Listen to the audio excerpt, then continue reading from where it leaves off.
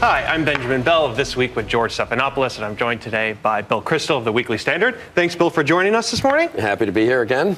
And because we believe all politics is social at This Week, of course, we're going to put some of the questions that you submitted on Facebook to Bill. So the first question comes from Leslie Jenkins, and she says, what is wrong with being a moderate Republican? I've been a Reagan Republican all my life, but I'm looking for an alternative in the face of a party that does not want to accept moderate views.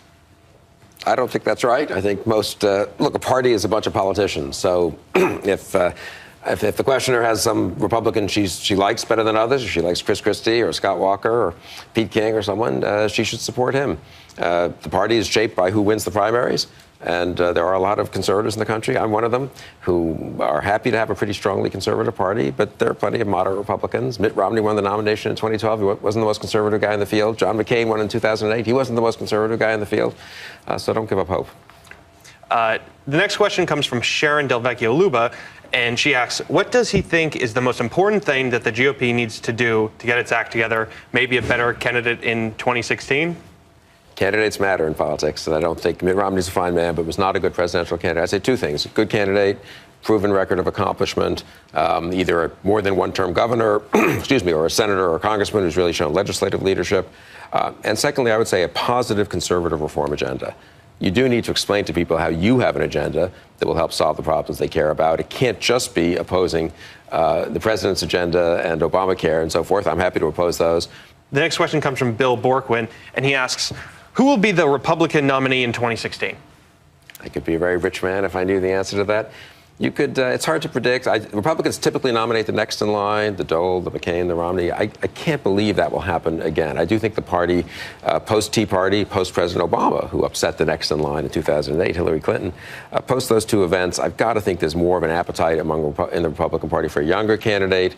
I think there'll be a very big fight for the nomination, and I think that's good. I think that's good. For too long, the Republicans have tried to kind of clear the field. The establishment's kind of mobilized behind one or two candidates, and then they end up with a candidate who turns out not to be a great general election candidate. So let Christie and Walker and Cruz and Rand Paul and Paul Ryan and many others, Bobby Jindal, fight it out, and let's see who wins. The next question comes from L.T. Atkinson, and she says, does he have a better pick than Sarah Palin this time? But so what do to that viewer's question, what do you think about Sarah Palin's post-2008 career? Has she sort of stuck to the track you thought she would? Has she disappointed you? Because you were a big supporter of hers initially, right? I was for taking the gamble of putting her on the ticket. I don't think it hurt the ticket in 2008. I think, in fact, the best 2 weeks of the McCain campaign against Obama in 2008 were the 2 weeks after he picked Sarah Palin. Then she had a little bit of a rough patch. She was mishandled, I think, by the McCain people. I think her stepping down as governor of Alaska was a big problem. People don't like to see a candidate, a governor, or an executive, absent some medical reason or whatever, just leave office early. And she had been a good governor, incidentally, of Alaska until then. So that, I think, is something she has to recover from in terms of being a serious leader in the party. She still has a lot of loyalty. She can still shape the debate. She has a great political touch.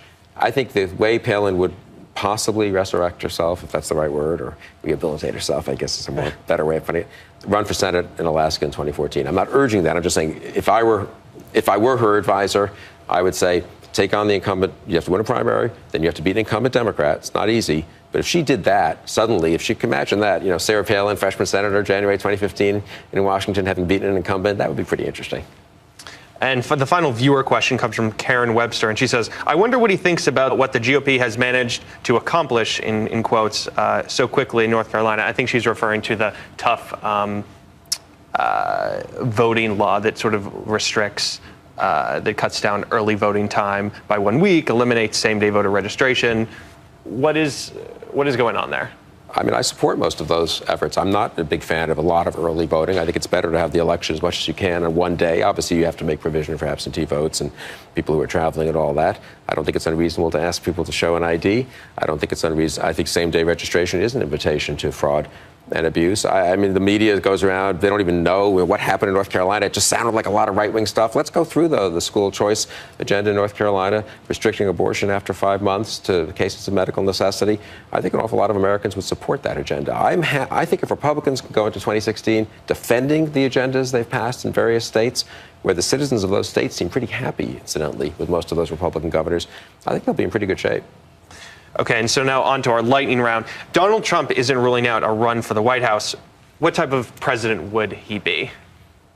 I don't think he'd be a particularly good one, and I don't think he's going to be one. The Washington Post sale, good or bad for journalism? Can't tell. Good, I think, if there's more capital available and if Jeff Bezos is serious about making it making it easier for the Post to be really a first-rate paper. True or false? Immigration reform with a path to citizenship will pass the House this year. I think false.